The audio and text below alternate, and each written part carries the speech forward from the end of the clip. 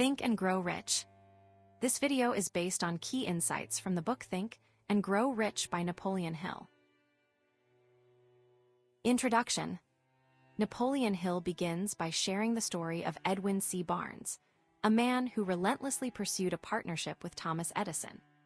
Barnes didn't have money or connections, but he had a clear, strong desire and wouldn't give up. This illustrates a key idea. Thoughts, when combined with determination and a clear goal, can become reality. Hill emphasizes that Barnes' success wasn't about what he said to Edison, but what he thought a deep-seated belief in his ability to achieve his goal. This is the foundation for building habits that lead to success. It's about cultivating a mindset focused on what you want, not what you lack. Barnes faced obstacles, like not having train fare, but he found a way around them, even if it meant traveling unconventionally. This demonstrates persistence, a crucial habit for managing finances, time, and energy. Successful people don't let roadblocks stop them, they find creative solutions. For example, if someone wants to save money but has unexpected expenses, they might find a side hustle or cut back on non-essential spending instead of abandoning their savings goal. This proactive approach to challenges is a hallmark of successful individuals. Initially, Barnes didn't get the partnership he envisioned. He started with a low-paying job, but he used it as an opportunity to showcase his skills. This highlights the importance of taking action, even if it's not the perfect opportunity. It's about building momentum and demonstrating value. In terms of time management, this means prioritizing tasks and making the most of every moment, even if it's doing small things that contribute to a larger goal. It's about consistently working towards your objectives, rather than waiting for the ideal situation. Hill points out that Barnes' determination was the key to his success. He didn't give up when things got tough, he remained focused on his goal. This bulldog determination is essential for overcoming obstacles and achieving financial stability. It's about developing a long-term perspective and understanding that setbacks are temporary. For instance, if someone is trying to pay off debt, they might face unexpected bills. A determined person will adjust their budget and continue working towards their goal, rather than becoming discouraged and giving up. Opportunity often comes in unexpected ways, Hill explains, using the example of Edison's new dictating machine. Barnes saw potential in something others overlooked. This emphasizes the importance of being open-minded and recognizing opportunities, even when they don't appear obvious. In terms of energy management, this means being adaptable and willing to shift your focus when new possibilities arise. It's about being alert and seizing opportunities that align with your goals. Barnes successfully marketed the dictating machine, leading to a long-term partnership with Edison. This demonstrates the power of believing in yourself and your abilities. It's about having confidence in your skills and taking calculated risks. When it comes to finances, this means investing in yourself and pursuing opportunities that have the potential for growth. It also means being willing to learn new skills and adapt to changing circumstances. Hill then contrasts Barnes' story with that of a gold miner who quit just 3 feet from striking it rich. This illustrates the danger of giving up too soon. The miner lacked the persistence to see his efforts through to completion. This is a common mistake that can derail financial goals. It's about understanding that success often requires sustained effort and a willingness to overcome challenges. The story of Are You? Darby and the 50 Cents Further emphasizes the importance of persistence. A young girl relentlessly pursued her mother's request, refusing to take no for an answer. This demonstrates the power of unwavering determination. Hill suggests that Darby applied this lesson to his career, refusing to give up on potential clients. This is a valuable lesson in sales and in life. Don't be discouraged by rejection. Keep pushing forward. Hill emphasizes that successful people often achieve their goals just beyond the point of defeat. Failure is a common experience, but it's how you respond to it that determines your success. It's about learning from your mistakes and using them as stepping stones to achieve your goals. This requires resilience, a positive attitude, and a willingness to keep trying. The author then shares a personal anecdote about a lesson learned from a young girl's determination. This story reinforces the idea that even seemingly small acts of persistence can have a significant impact. Hill connects this to the power of thought, suggesting that our thoughts shape our reality. He explains that the universe responds to our dominant thoughts, attracting experiences that align with them. Hill encourages readers to adopt a mindset of success and to eliminate limiting beliefs. He uses the analogy of clipping the word impossible from a dictionary to symbolize the importance of believing in your potential. He stresses that success is within reach for anyone who is willing to cultivate the right habits and mindset. Finally, Hill shares a letter from Congressman Jennings Randolph, who credited a principle discussed in one of Hill's speeches with his own success. This serves as a powerful testimonial to the effectiveness of the principles Hill is about to outline. He prepares the reader for a transformative journey, promising that the principles within the book can lead to significant positive change. Desire. Napoleon Hill begins this chapter by emphasizing that wanting something isn't enough. You need a strong, focused desire. He illustrates this with the story of Edwin Barnes, who didn't just hope to work with Thomas Edison, he knew he would. Barnes wasn't afraid to start with small jobs, understanding that any step towards his goal was valuable. This highlights a key habit of successful people: persistence. They don't give up easily and are willing to put in the work, even if it's not glamorous at first. Financially, this means being willing to take an entry-level position to gain experience, or to invest time in learning a new skill, even if it doesn't immediately pay off. Hill uses the example of a warrior who burned his ships before a battle to show the importance of commitment. This isn't about being reckless, but about removing any option for retreat.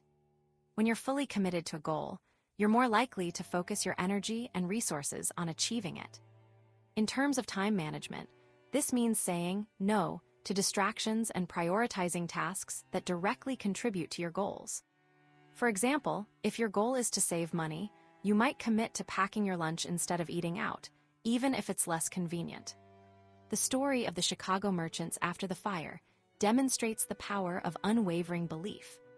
While most chose to rebuild elsewhere, one merchant declared he would build the world's greatest store on that very spot, no matter how many times it burned down. This illustrates a mindset of resilience and a refusal to be defeated by setbacks. Successful people view challenges as opportunities for growth, and they don't let temporary failures derail their long-term plans. This is crucial for financial stability, understanding that investments can fluctuate, and businesses can face difficulties, but maintaining a long-term vision. Hill stresses that desire must be specific. Saying, "I want money," isn't enough. You need to define how much money you want. This is because a clear goal is easier to focus on and measure. He then outlines 6 steps to transform desire into financial reality. The first is to fix a specific amount in your mind. The second is to determine what you'll give in return, understanding that value is exchanged. The third is to set a deadline. The fourth is to create a plan and start acting on it immediately. The fifth is to write a clear statement of your goal, including the amount, deadline, and plan. And finally, the sixth is to read this statement aloud twice daily, visualizing yourself already possessing the money. Hill explains that this isn't just positive thinking. It's about creating a mental blueprint that guides your actions. He uses the example of Andrew Carnegie and Thomas Edison to show that these principles have been used by successful people throughout history. He emphasizes that money consciousness, constantly thinking about and visualizing wealth, is essential for accumulating riches. This doesn't mean being greedy, but rather having a strong belief in your ability to create financial abundance. The author then shares a personal story about his son, who was born without ears. Instead of accepting this as a permanent disability, Hill refused to believe his son wouldn't hear and speak. He consistently instilled a belief in his son's ability to overcome this challenge, and eventually, through determination and a hearing aid, his son was able to hear and thrive. This story powerfully illustrates the idea that desire can overcome even seemingly insurmountable obstacles. It shows how a parent's belief can shape a child's mindset and empower them to achieve what others deem impossible. Hill concludes by encouraging readers to embrace their dreams and not be afraid to challenge conventional wisdom. He points to historical figures like Columbus, Copernicus, and Henry Ford as examples of dreamers who changed the world. He emphasizes that the current economic climate presents a unique opportunity for those with vision and determination. He urges readers to be open-minded, tolerant, and willing to take risks, and to remember that every failure is a stepping stone to success. Ultimately, Hill's message is one of hope and empowerment. You have the power to create the life you desire, but it requires a burning desire, unwavering faith, and a willingness to take action. Faith. Napoleon Hill begins this section by explaining that faith is like a chemist in your mind. When you really believe in something and think about it with strong feelings, your brain sends a message to a deeper part of your mind. This deeper part then tries to make your wish come true, almost like sending a request to a powerful force in the universe. Hill emphasizes that strong emotions like faith, love, and even attraction are incredibly powerful. When you combine these feelings with your thoughts, they become much more likely to turn into reality. Hill then dives into how anyone can build up their faith, even if they don't feel it naturally. He explains that faith isn't something you're born with. It's something you create by repeatedly telling yourself positive things. This is called autosuggestion. Think of it like this. If you want to be a great basketball player, you wouldn't just wish for it. You'd practice every day, visualizing yourself making shots and believing you can improve. That consistent practice and positive self-talk builds faith in your ability. Hill uses the example of someone reading this book wanting to get rich. By following the instructions about autosuggestion, they can convince their subconscious mind they will get rich, and then their mind will start finding ways to make it happen. Hill acknowledges that building faith can be hard, especially if you don't already believe in yourself. He compares it to trying to describe the color red to someone who has never seen it. But he insists it's possible through consistent effort and by using the principles outlined in the book. The key is repetition, repeating positive affirmations and orders to your subconscious mind. He draws a parallel to how someone can become a criminal. If they're constantly around crime, they get used to it, then start to accept it, and eventually become involved. Similarly, if you repeatedly feed your mind positive thoughts, it will eventually accept them as truth. Hill stresses that emotions are what give thoughts power. A thought mixed with strong feelings is much more likely to become real. He specifically highlights faith, love, and attraction as the most potent emotions. However, he also warns that negative emotions can be just as powerful, leading to unwanted outcomes. He explains that people who believe they are doomed to fail often create that reality for themselves through their negative beliefs. This is why it's so important to focus on positive thinking and believe in your ability to succeed. To help readers understand this concept, Hill suggests acting as if you've already achieved your goal. If you want to be rich, start behaving like a rich person, make smart financial decisions, invest in yourself, and surround yourself with successful people. This helps convince your subconscious mind that your goal is already within reach. He emphasizes that the subconscious mind will find the most practical way to achieve what you believe in. Hill reiterates that faith is developed through autosuggestion and consistent practice. It's not enough to just read about it, you have to actively work on building it. He then provides a self-confidence formula, a set of affirmations to repeat daily. This formula focuses on believing in yourself, visualizing success, and acting with confidence. It also emphasizes the importance of honesty and serving others. Hill believes that by consistently repeating these affirmations, you can reprogram your mind for success. Hill then explains that this principle of autosuggestion has been understood for ages, though often without a clear explanation of how it works. Religions have always told people to have faith, but haven't explained how to cultivate it. He provides a clear method for doing so. He emphasizes the importance of believing in yourself and in a higher power.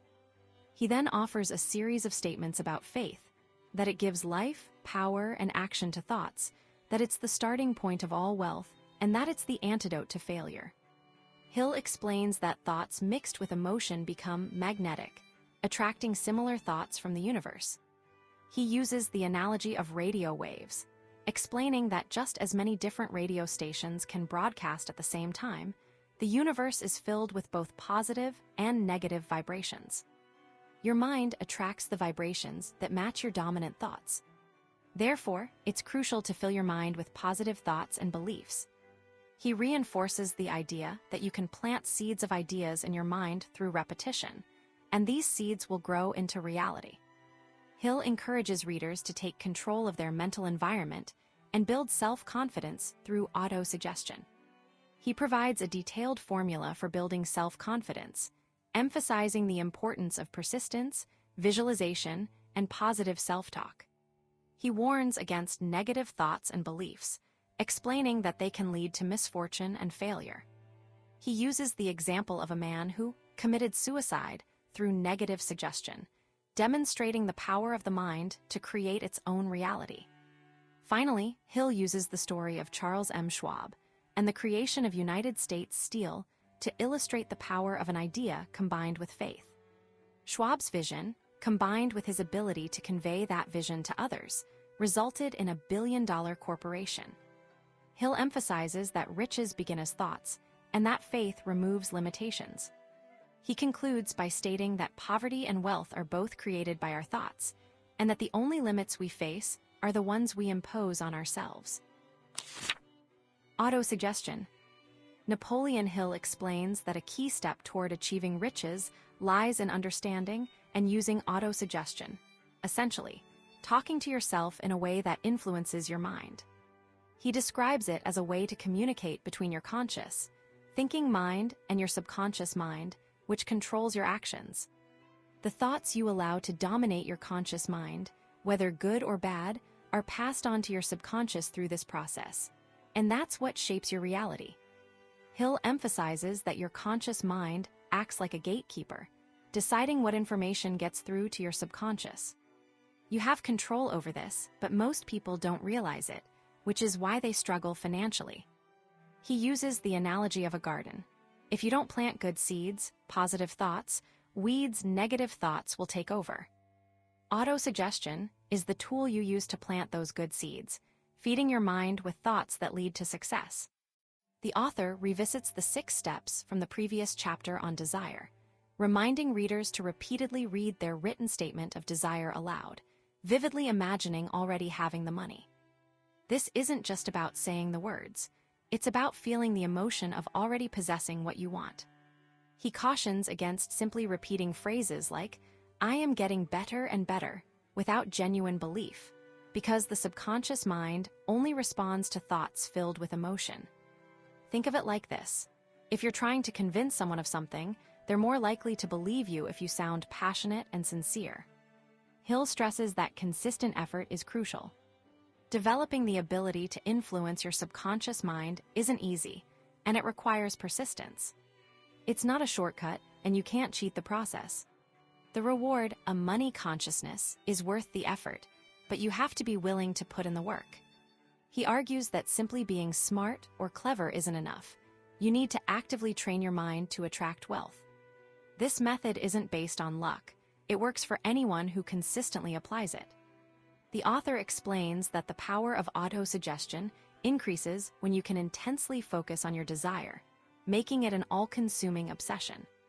When following the 6 steps, he suggests closing your eyes and concentrating on the exact amount of money you want until you can vividly picture it. Combine this with faith, imagining yourself already enjoying the benefits of having that money. He points out a fascinating idea. You can trick your subconscious mind by believing strongly enough that your desire is already fulfilled, prompting it to find practical ways to make it happen. Hill encourages readers to trust this process and be open to inspirations, sudden ideas or plans that seem to come from nowhere. He calls these messages from infinite intelligence and urges people to act on them immediately. He also reminds readers to visualize not just receiving the money, but also providing the service or delivering the product in exchange for it. This is important because it reinforces the idea of value and exchange. The author summarizes the instructions, emphasizing the importance of repeating your written statement morning and night, reading it aloud until it's memorized, and infusing it with emotion and faith. He acknowledges that the instructions might seem abstract at first, but encourages readers to persevere. He anticipates that skepticism will give way to belief, and ultimately to unwavering faith. Hill believes that understanding autosuggestion is the key to mastering your destiny. He explains that people can control their financial situation because they have the power to influence their subconscious mind and tap into a greater intelligence. He urges readers to approach these instructions with humility and a willingness to learn. He concludes by advising readers to reread this chapter every night until they fully grasp the power of autosuggestion, underlining the sentences that resonate most with them. He believes this will unlock a new level of understanding and success. He encourages readers to approach these exercises with the simple faith of a child, and assures them that the instructions are designed to be helpful and achievable. Specialized knowledge. Napoleon Hill begins this chapter by explaining that simply knowing a lot of things isn't enough to get rich. He points out that many smart professors don't have much money because they're good at knowing things, but not at using that knowledge to make money. It's like having all the ingredients for a cake, but not knowing how to bake it. Knowledge is potential power, but it only becomes real power when you have a plan to use it. This is a missing piece in most education systems. Hill believes they teach you what to learn, but not how to apply it. Hill uses Henry Ford as an example. Many people thought Ford wasn't educated because he didn't have a lot of formal schooling. But Hill argues that true education isn't just about memorizing facts. It's about developing your mind so you can learn anything you need to without hurting others. Ford understood this. During a lawsuit, lawyers tried to prove Ford was ignorant by asking him questions about history. Ford cleverly pointed out that he didn't need to know everything himself. He had a team of experts he could call on for information. This showed he was educated enough to know where to find knowledge and how to use it. The author emphasizes that to turn your dreams into money, you need specialized knowledge, specific skills, and information related to what you want to do. If you lack that knowledge, don't worry. You can team up with others who have it, forming a mastermind group. Andrew Carnegie, a famous steelmaker, didn't know the technical details of steel production, but he surrounded himself with experts who did. This shows that you don't have to be an expert in everything to succeed. You just need to be good at organizing knowledge and leading a team. Hill addresses the fear that a lack of formal education will hold someone back. He shares stories of Thomas Edison and Henry Ford, both of whom had limited schooling but achieved great wealth. He stresses that feeling less than because of limited schooling is unnecessary. If you can organize a team of knowledgeable people, you are just as educated as someone with a fancy degree. It's about knowing how to use knowledge, not just having it. The author then shifts to how to get the specialized knowledge you need. He suggests several sources: your own experience, learning from others through a mastermind group, colleges, libraries, and specialized training courses. But simply acquiring knowledge isn't enough. You must organize it and create a plan to use it. A college degree alone isn't valuable. It's what you do with that knowledge that matters. Hill points to a change in the job market, noting that employers increasingly want specialists. A recent study showed companies were looking for people with specific skills, like accounting or engineering, but also valued personality and leadership skills. It's not just about being smart, it's about being able to work with others and take initiative. The author suggests considering apprenticeships, gaining practical experience while still in school to gain a competitive edge. He highlights the value of night schools and correspondence courses, which allow people to gain specialized skills while still working. These courses are affordable and offer flexible schedules. Hill shares a personal story about taking an advertising course by mail. He initially lost interest, but was forced to finish it because he had to pay for it. He realized that the discipline of paying for the course and completing it was a valuable lesson in itself. The author argues that things we get for free are often undervalued. Public schools and libraries are wonderful resources, but people don't always appreciate them because they don't cost anything. Paying for something like a course creates a sense of commitment and encourages you to follow through. He emphasizes that learning shouldn't stop after school.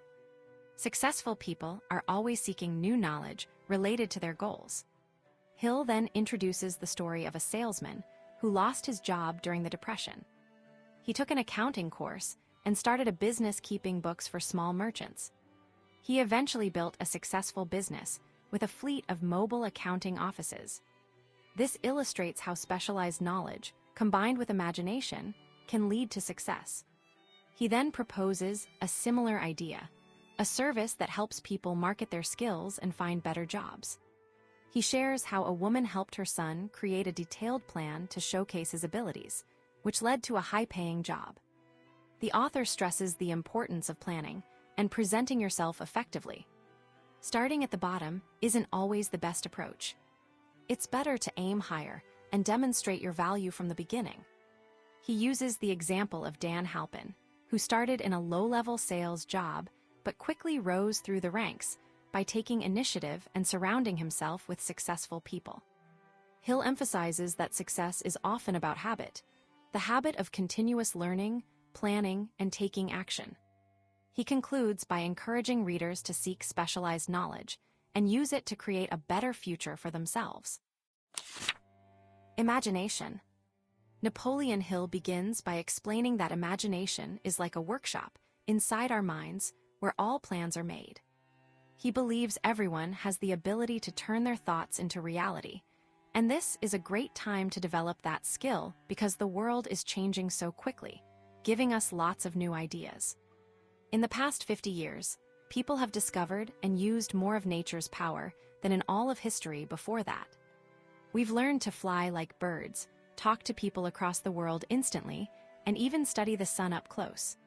Hill points out that our brains can both send and receive thoughts, and we're just starting to understand how to use this amazing ability. We've also become much faster at traveling, and soon, someone could have breakfast in one city and lunch in another. He emphasizes that our only limits are how well we develop and use our imaginations. Hill explains that imagination works in two main ways: synthetic and creative. Synthetic imagination is like taking old ideas and putting them together in new ways. It doesn't create anything new, but it rearranges what we already know. Inventors often use this, but even geniuses use it when they get stuck. Creative imagination, on the other hand, is where we connect with a greater intelligence. It's where we get hunches and new ideas. Hill believes all truly original ideas come from this part of our minds. It's also how we can understand what others are thinking. This creative imagination works best when we're really excited about something, when we have a strong desire. The more we use our imagination, the better it gets, just like exercising a muscle. Hill stresses that turning a desire into money isn't simple and can't be explained in one step. It takes mastering all the principles he's teaching. Successful people in business, art, and music all became great because they developed their creative imaginations. Both types of imagination get stronger with practice. Desire is just a thought at first, and it's not useful until we turn it into something real. While we'll mostly use synthetic imagination to turn desires into money, we might need creative imagination when facing tough challenges. He encourages readers to revive their imaginations if they feel weak from not using them. It's a skill that never truly dies, just becomes less active. For now, Hill suggests focusing on synthetic imagination, as it's the one we'll use most often to make money. He urges readers to read the entire book, then come back to this chapter and start building a plan to turn their desires into reality. He reminds them that instructions for building plans are throughout the book, and writing down the plan is a crucial first step. It's like making the intangible desire concrete. Hill then dives into a fascinating story to illustrate the power of imagination. He tells of a sack handler who bought the formula for Coca-Cola for just $500. The kettle and paddle were nothing special, but the idea behind the drink was worth a fortune. Candler added his own ingredient imagination and turned a simple formula into a global empire. Coca-Cola created jobs, supported industries, and even helped build a college. The drink thrived even during tough economic times, proving the power of a strong idea. Hill emphasizes that the secret isn't really a secret. It's all around us in nature and in the way things grow and change. Everything started as energy, and our desires are also a form of energy that we can use to create wealth. He explains that the universe is made of matter and energy, and everything we see is a combination of the two. We can use this knowledge to achieve our goals.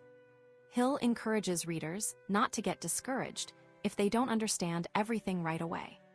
He suggests rereading the book multiple times, as each time will bring new clarity. He promises that the principles will become easier to understand with repetition. To further illustrate the power of imagination, Hill shares the story of Dr. Frank Gunsaulus, a preacher who dreamed of starting a new college. He needed $1 million, and he decided he would get it within a week. He announced he would preach a sermon titled, "What I Would Do If I Had $1 Million." During the sermon, he spoke passionately about his vision, and a man named Philip D. Armour offered him the money. Gunsaulus's success wasn't just luck. It was the result of a definite decision, a clear plan, and a strong desire. Hill points out that both Candler and Gunsaulus had the ability to turn ideas into cash. He cautions against believing that hard work and honesty are enough, and emphasizes the importance of having a clear purpose and a definite plan. He concludes by stating that success speaks for itself, while failure offers no excuses. Organized planning. Napoleon Hill guides readers through the crucial sixth step toward riches, organized planning, emphasizing that desire alone isn't enough. He explains that a clear plan is essential to turn dreams into reality, and this plan shouldn't be created in isolation. Hill stresses the importance of forming a mastermind alliance, a group of individuals who can contribute their expertise, experience, and imagination to refine and strengthen your ideas. He insists this isn't just a nice-to-have, but absolutely essential for success. Think of it like building a house. You wouldn't try to do it all yourself. You'd need a team of builders, electricians, and plumbers. Before assembling this team, Hill advises considering what you can offer in return. No one works for free, and a successful alliance requires mutual benefit. This isn't always about money. It could be sharing knowledge, resources, or connections. It's about creating a win-win situation. Regular meetings, at least twice a week, are vital to refine the plan and maintain harmony within the group. Hill is firm on this point. Disagreements and lack of cooperation will derail your progress. Imagine a sports team where players constantly argue. They won't win championships. Hill reinforces that a flawless plan is paramount.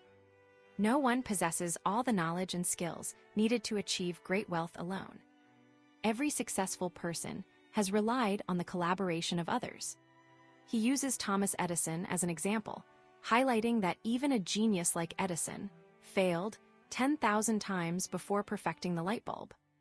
These weren't true failures, but learning experiences that led to eventual success. The key is persistence, to keep refining your plan until it works. Hill cautions against giving up at the first sign of trouble, emphasizing that temporary defeat doesn't equal permanent failure. He points to Henry Ford as another example, not because of superior intelligence, but because he implemented a sound plan.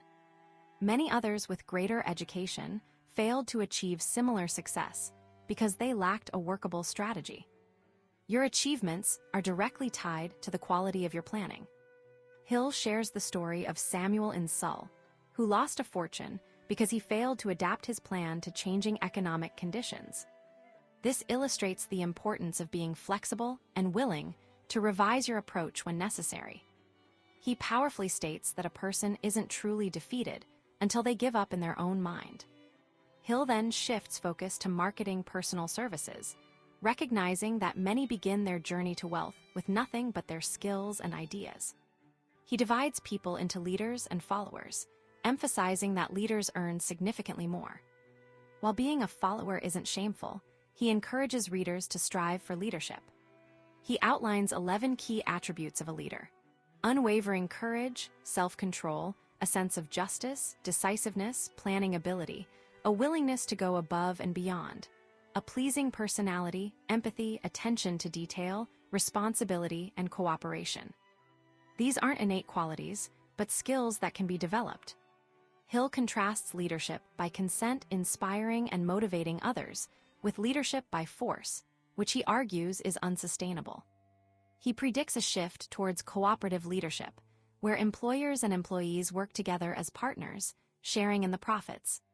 He uses historical examples like Napoleon and Kaiser Wilhelm to demonstrate the downfall of leaders who relied on force. He stresses that the future belongs to those who can foster collaboration and mutual respect.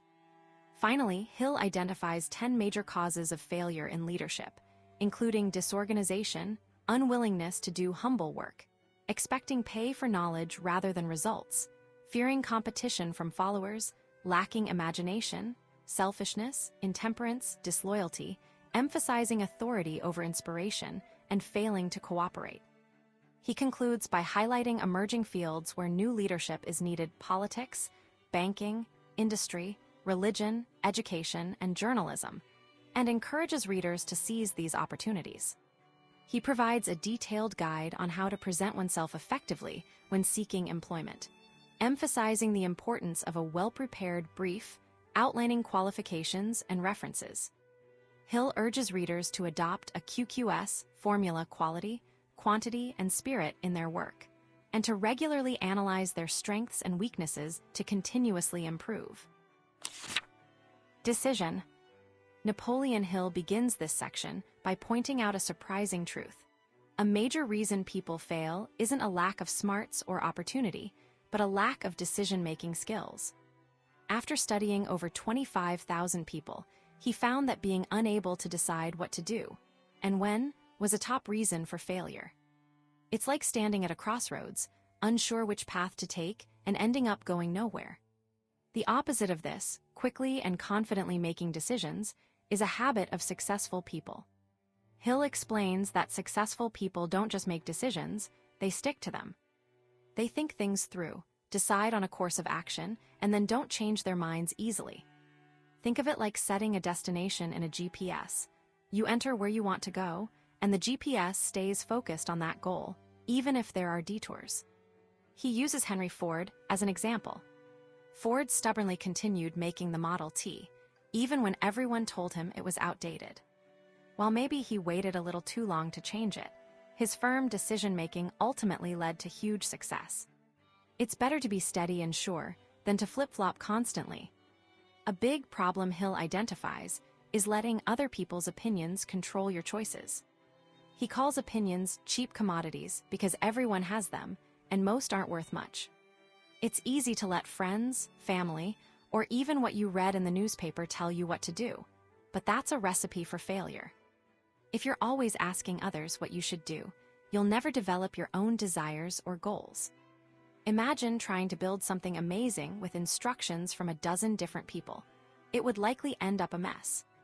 Hill stresses the importance of keeping your plans to yourself, sharing them only with a trusted, mastermind group, people who fully support your goals. He warns that even well-meaning friends and family can unintentionally hold you back with doubts or criticism. It's like trying to run a race with someone constantly telling you that you're too slow or can't win. It's better to focus on your own path and surround yourself with people who believe in you. The author also points out that people who try to sound smarter than they are often talk a lot and listen very little. He suggests keeping your eyes and ears open and your mouth closed to learn from others. Listening allows you to gather information and make informed decisions, while talking too much can reveal your plans to those who might try to sabotage you. It's like a poker game. You want to observe your opponents and keep your own hand hidden.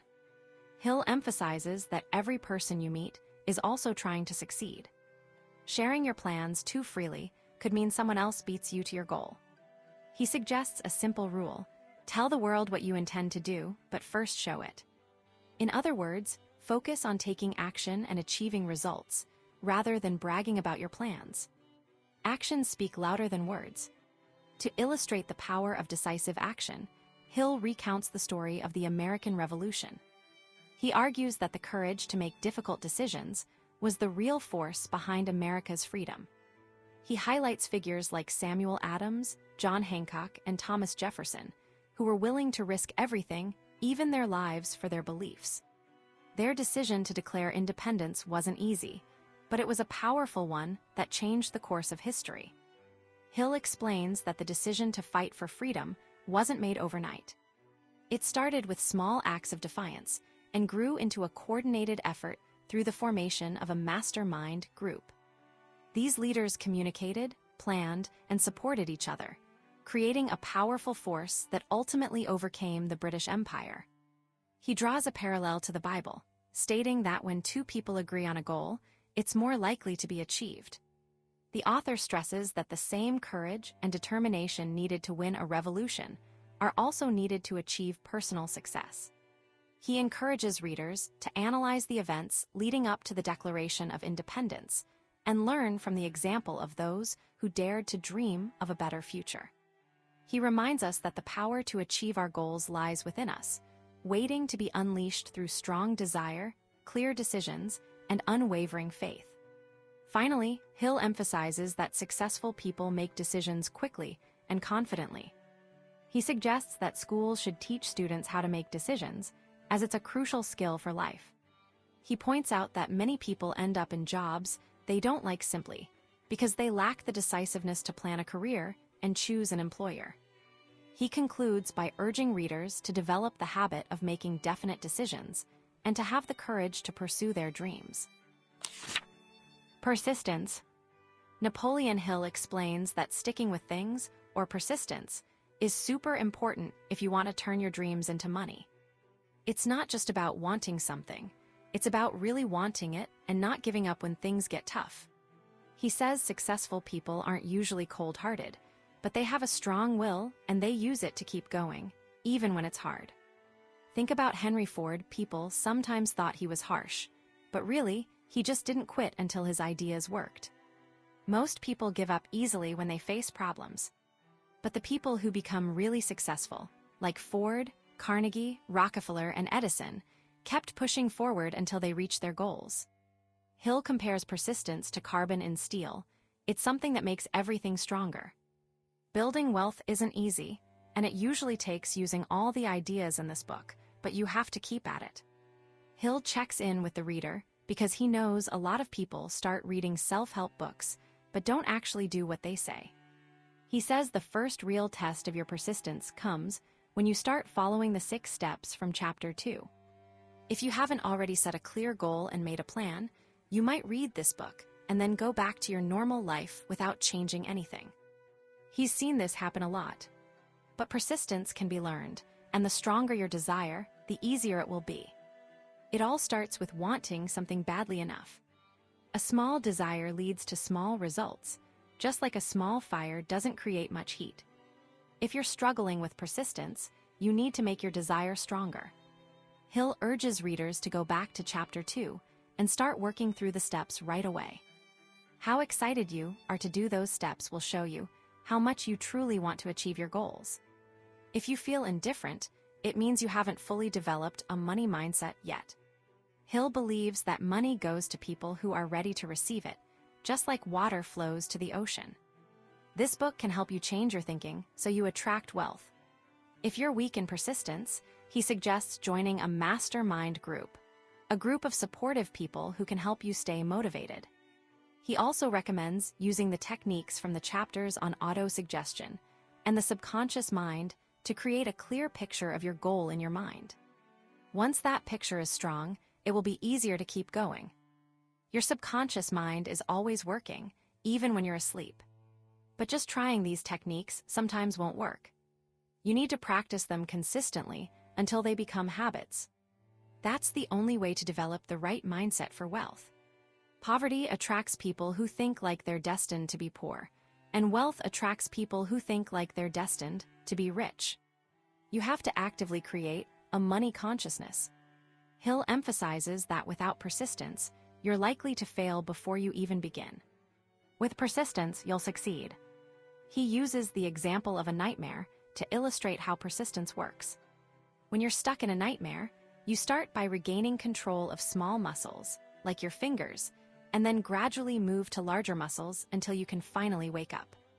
It's the same with achieving your goals. You start small and keep going, even when it's slow.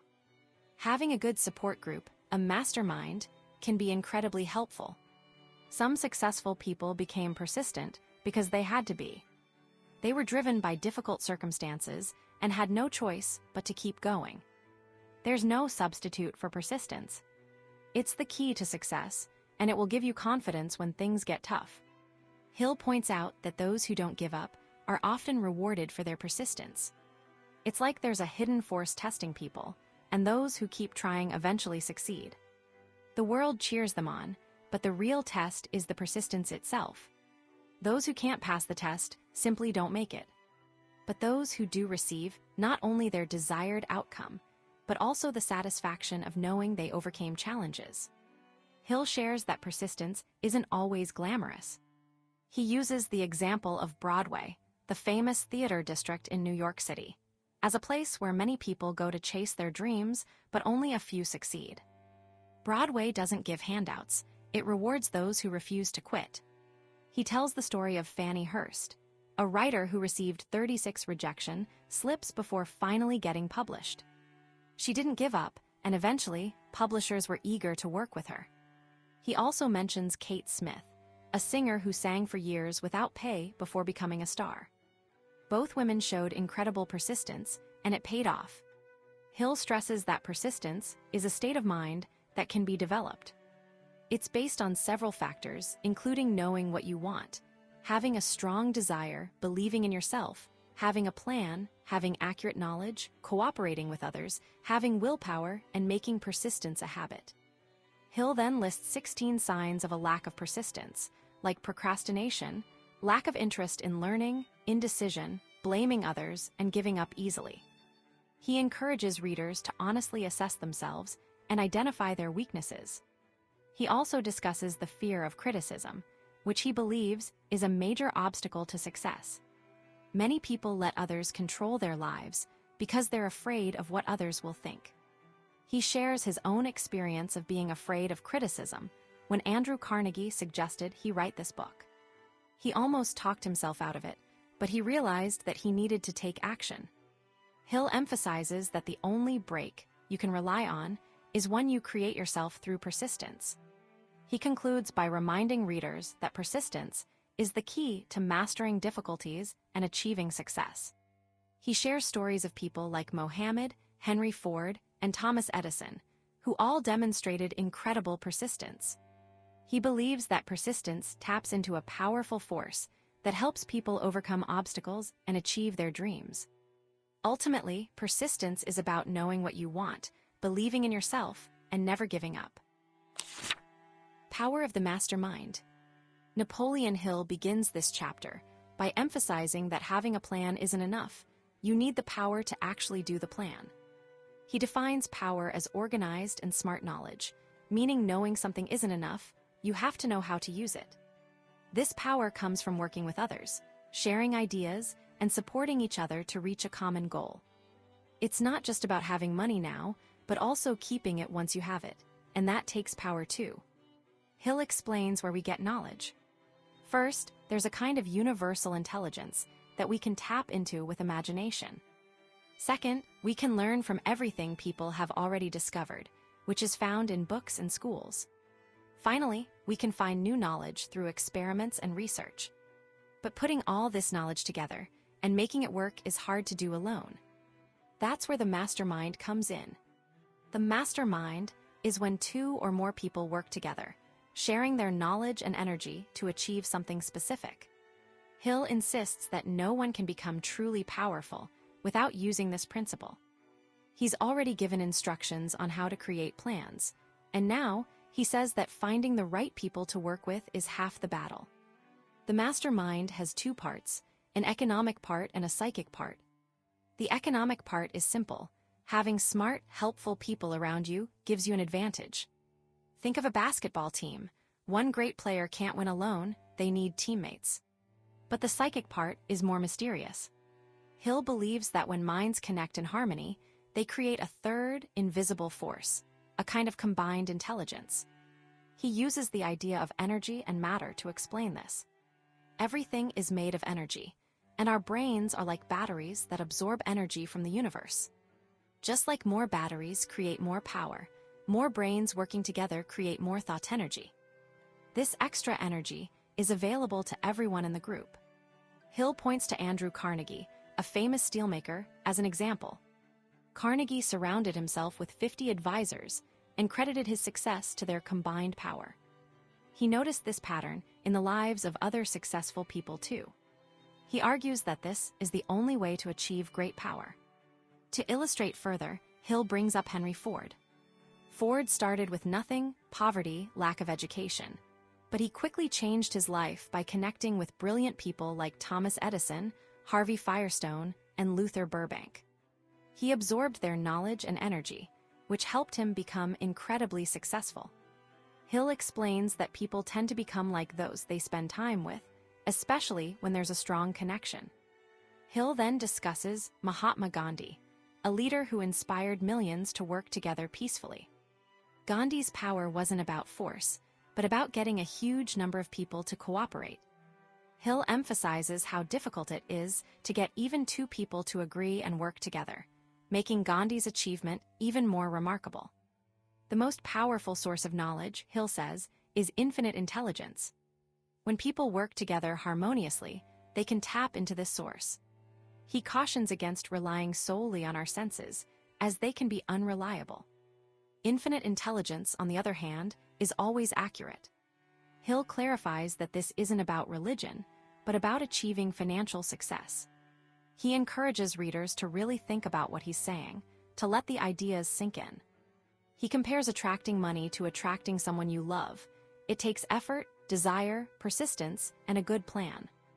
When you finally start earning a lot of money, it will come easily, like water flowing downhill. Hill describes a stream of power created by our thoughts.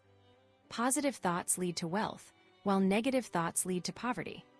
He urges readers to change their thinking if they're stuck in a negative cycle. He acknowledges that people sometimes slip between positive and negative thinking, especially during tough times like the 1929 stock market crash. He wrote this book to help those who want to get back on the path to wealth. Poverty doesn't need a plan, it just happens. But riches require a plan and a strong desire to achieve them. While anyone can wish for money, only those with a plan and determination will actually get it. The Mystery of Sex Transmutation. Napoleon Hill delves into a fascinating and often misunderstood aspect of success, the power of sex transmutation. He explains that transmutation isn't about getting rid of a natural desire, but about redirecting its incredible energy into productive channels. Think of it like a powerful river. If you don't build a dam and guide its flow, it can cause destruction. But harnessed correctly, that same river can generate electricity and provide life-giving water. Hill argues that sexual desire is the strongest of all human motivations, fueling imagination, courage, and persistence.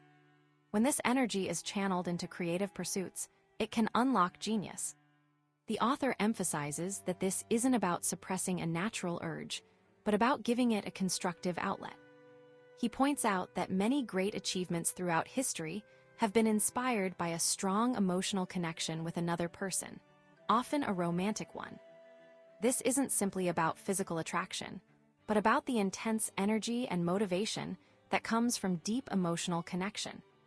Consider a writer who is deeply in love. That passion can fuel their creativity and lead to powerful storytelling. Or an inventor driven by a desire to impress someone special. That motivation can push them to overcome obstacles and create something amazing. Hill identifies 10 key mind stimuli that can step up our mental vibrations, leading to enthusiasm and creativity. These include sex desire, love, the pursuit of wealth, music, friendship, and collaboration with others. He notes that sex desire is the most potent of these stimuli, but it's important to understand how to use this power responsibly. He explains that a genius isn't someone strange or eccentric, but someone who has learned to tap into a higher level of knowledge and understanding through heightened mental vibrations. This is achieved by focusing intense energy, often fueled by emotions like love and desire, into a specific goal.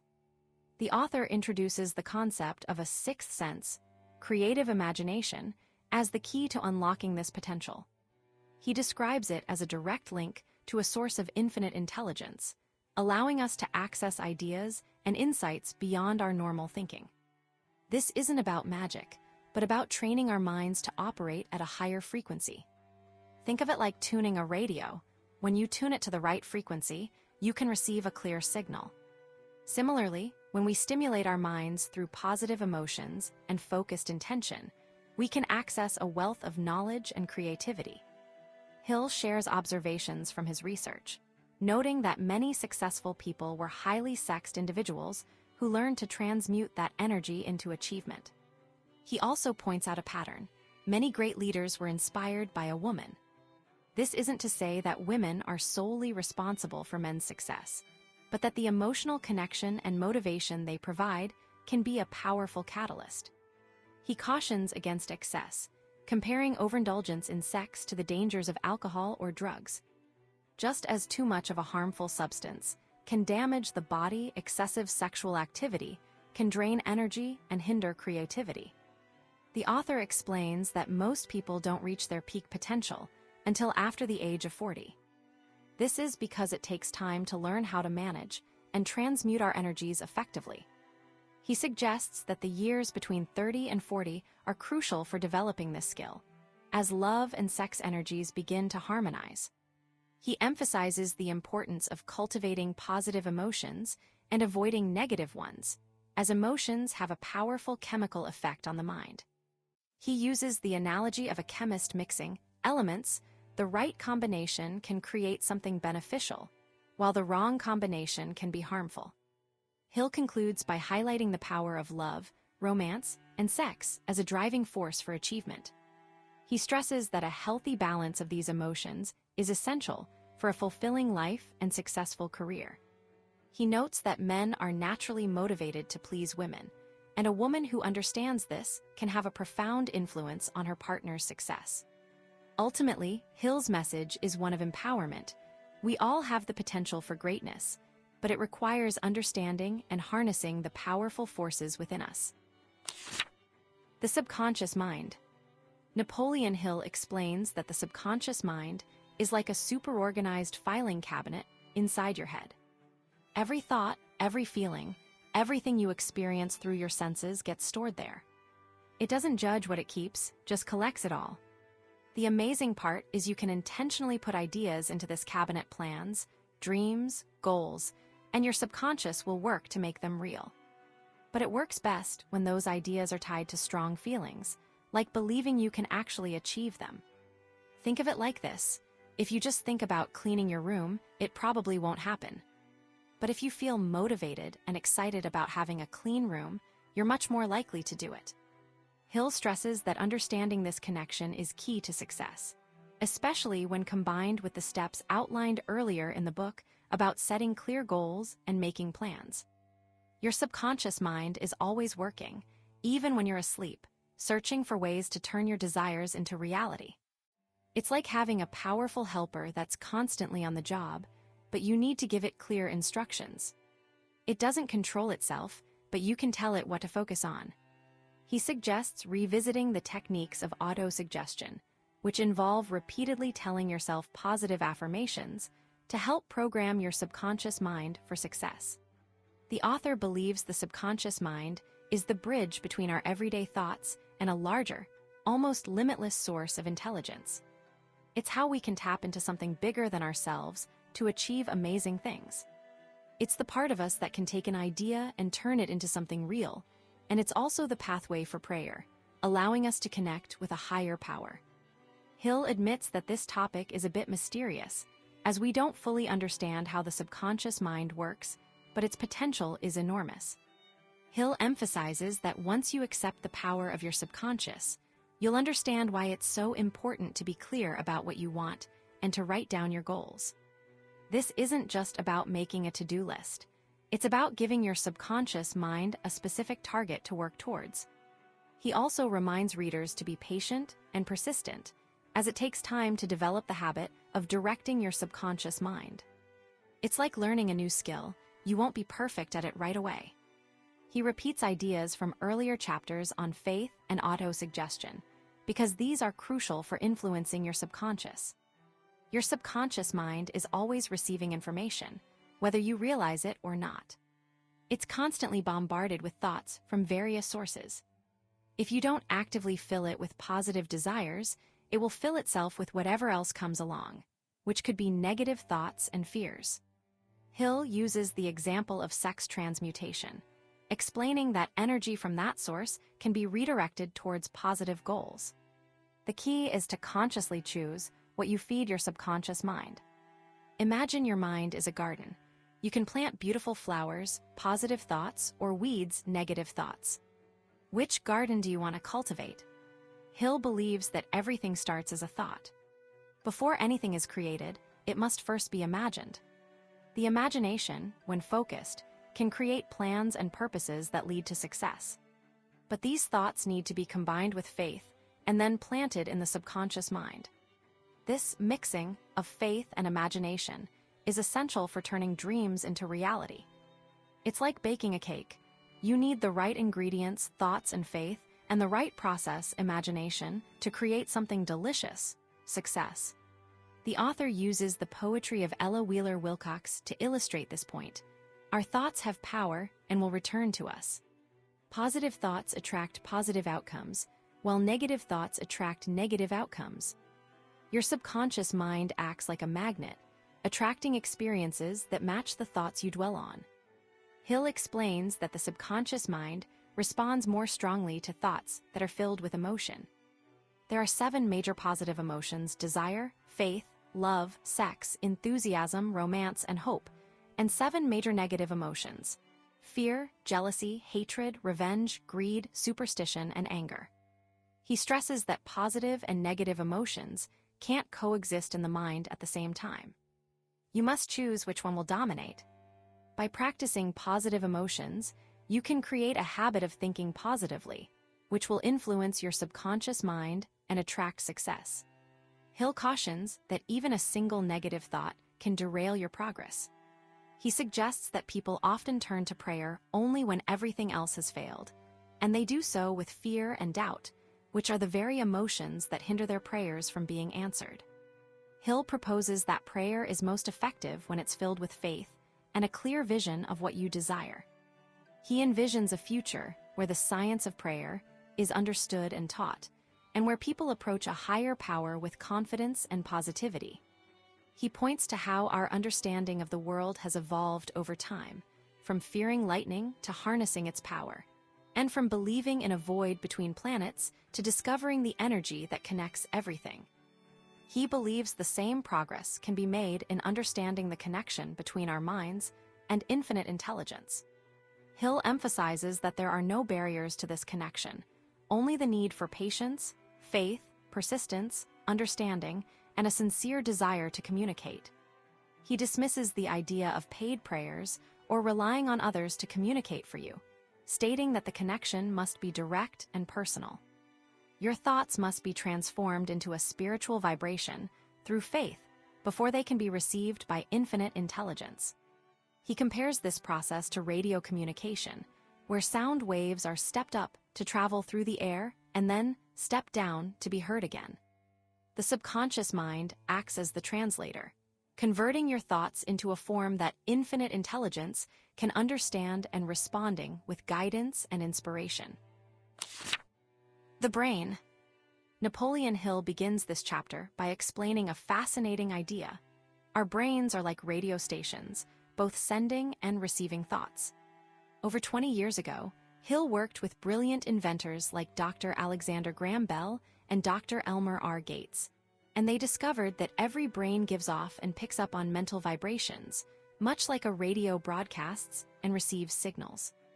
This connects directly to the idea of creative imagination, which Hill previously described as the part of the brain that receives these thoughts from others. It's like having an antenna that tunes into the thoughts being sent out by other people. Hill explains that when our minds are really energized through strong emotions, whether positive or negative, they become better at picking up these outside thoughts. Think of it like turning up the volume on a radio. The stronger the signal, the clearer the reception. These powerful thoughts, fueled by emotion, travel faster and further. The strongest emotion, according to Hill, is the emotion of sex, which creates a very high vibration in the brain. However, it's not about the emotion itself, but the increased mental energy it provides. Through a process called sex transmutation, this energy can be redirected to fuel creativity and make the creative imagination more receptive to new ideas. When the brain is vibrating at a high rate, it not only receives thoughts, but also adds feeling to our own thoughts, making them more likely to be accepted by our subconscious mind. The author emphasizes that emotions are the key to broadcasting our own thoughts to our subconscious.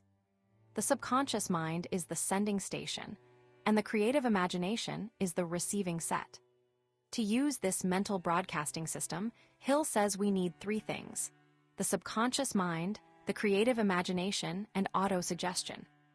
Autosuggestion, which was discussed in a previous chapter, is the method of programming our subconscious mind with desires. It's a simple process. Desire leads to emotion, which is then broadcast to the subconscious mind. Hill then shifts the focus to the importance of understanding intangible forces, things we can't see, touch, or measure. He points out that the Great Depression forced people to realize that many of the most powerful forces in the world are unseen. For centuries, people have relied on their five senses, limiting their understanding to the physical world. But we are now entering an age where we will learn more about these intangible forces. Hill suggests that our other self, our inner potential, might be even more powerful than the physical self we see in the mirror. He uses examples from nature to illustrate how little we truly understand. We can't control the oceans, gravity, thunderstorms, or electricity, yet these forces have a huge impact on our lives. Similarly, we don't fully understand the forces within the soil that provide us with food, or the incredible power of thought itself. Hill highlights that the brain is an incredibly complex machine. Scientists have discovered that the number of connections between brain cells is a number so large it's almost impossible to comprehend. It's unlikely that such a complex system exists solely for basic physical functions. It must also be capable of communicating with other intangible forces. Hill then shares some exciting news about research being conducted at Duke University by Dr. Ryan and his team. Their experiments suggest that telepathy and clairvoyance, the ability to read minds and see things beyond our normal senses, are real. Participants in their experiments were able to correctly identify hidden cards at a rate far beyond chance, suggesting that some form of extrasensory perception is at play. Dr. Ryan found that these abilities are strongest when people are alert and focused, and that stimulants can enhance them while narcotics diminish them. Inspired by this research, Hill reveals that he and his team have developed a method to stimulate their own minds and tap into these sixth sense abilities. By working together in a round-table discussion, they can find solutions to problems submitted by their clients. This process involves blending their minds and accessing knowledge beyond their individual experiences. Hill connects this to the concept of the mastermind, where a group of people working in harmony can achieve more than they could individually. He suggests that anyone can use this technique to unlock their own potential and achieve success, referencing a formula previously mentioned in the introduction of the book. Ultimately, Hill believes the challenges of the Depression presented a new beginning, a chance for everyone to start fresh and embrace new opportunities. The Sixth Sense.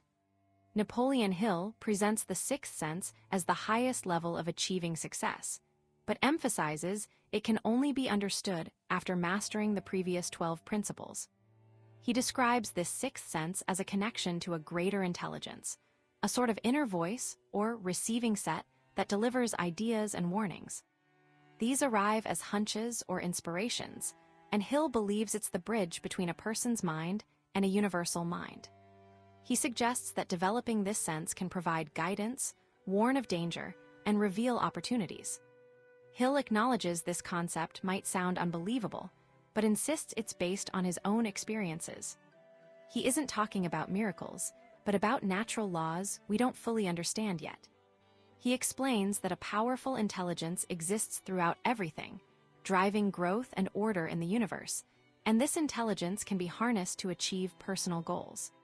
He stresses that this isn't about magic, but about understanding and working with the natural forces around us. The author shares his personal journey of self-improvement, revealing a practice he called his invisible counselors. As a young man, Hill admired 9 figures: Emerson, Paine, Edison, Darwin, Lincoln, Burbank, Napoleon, Ford, and Carnegie, and regularly held imaginary meetings with them before bed. He would visualize them around a table and ask for their wisdom, essentially trying to absorb their qualities and apply them to his own life. This wasn't just daydreaming. It was a deliberate attempt at autosuggestion, reshaping his character by modeling himself after those he respected. Hill explains that autosuggestion is a powerful tool for building character. He believed that deep desires drive us to seek ways to make them real, and that consistently feeding your subconscious mind with positive thoughts can change who you are. In his imaginary meetings, he would directly address each counselor, asking for specific traits like Emerson's understanding of nature or Lincoln's sense of justice. Over time, he found these figures became remarkably vivid, each with distinct personalities and even quirks.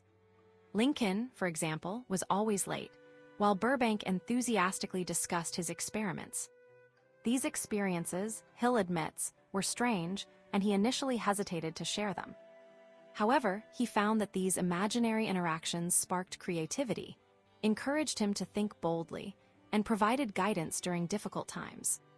He emphasizes that even if these meetings were purely products of his imagination, they were incredibly beneficial. He believes everyone possesses an organ in the brain that receives intuitive thoughts, or hunches, and that these are strongest during moments of intense emotion. Hill recounts a dream where Lincoln warned him to complete his work, predicting a time of chaos and loss of faith. This experience reinforced his commitment to sharing his philosophy. He expanded his invisible counselors to include over 50 historical figures, seeking their collective wisdom.